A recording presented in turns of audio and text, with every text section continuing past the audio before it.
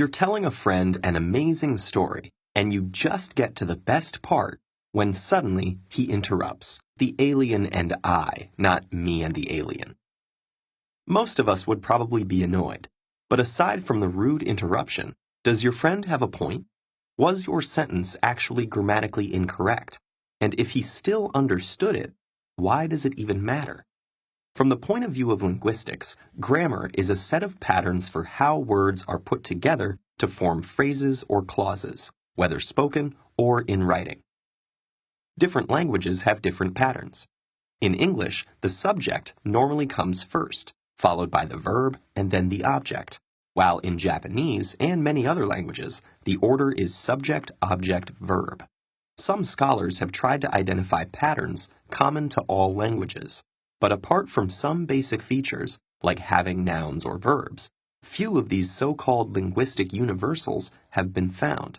And while any language needs consistent patterns to function, the study of these patterns opens up an ongoing debate between two positions known as prescriptivism and descriptivism.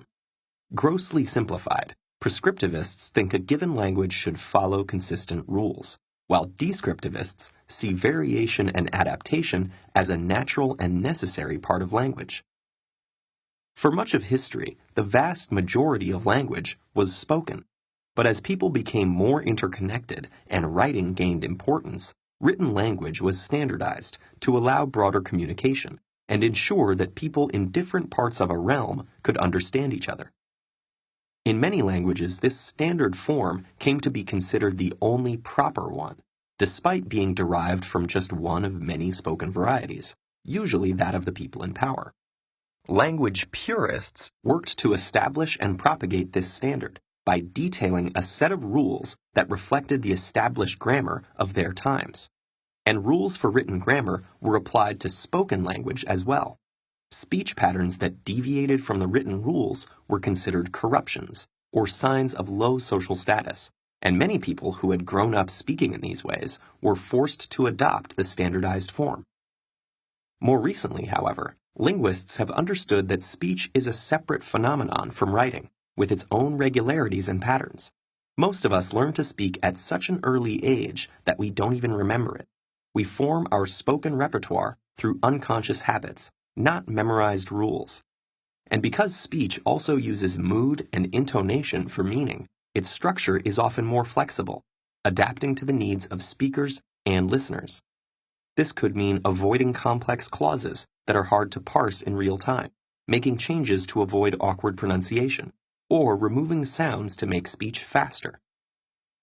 The linguistic approach that tries to understand and map such differences without dictating correct ones is known as descriptivism.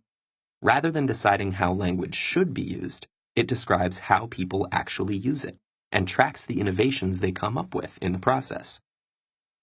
But while the debate between prescriptivism and descriptivism continues, the two are not mutually exclusive. At its best, prescriptivism is useful for informing people about the most common established patterns at a given point in time. This is important not only for formal contexts, but it also makes communication easier between non-native speakers from different backgrounds. Descriptivism, on the other hand, gives us insight into how our minds work and the instinctive ways in which we structure our view of the world. Ultimately, grammar is best thought of as a set of linguistic habits that are constantly being negotiated and reinvented by the entire group of language users. Like language itself, it's a wonderful and complex fabric woven through the contributions of speakers and listeners, writers and readers, prescriptivists and descriptivists from both near and far.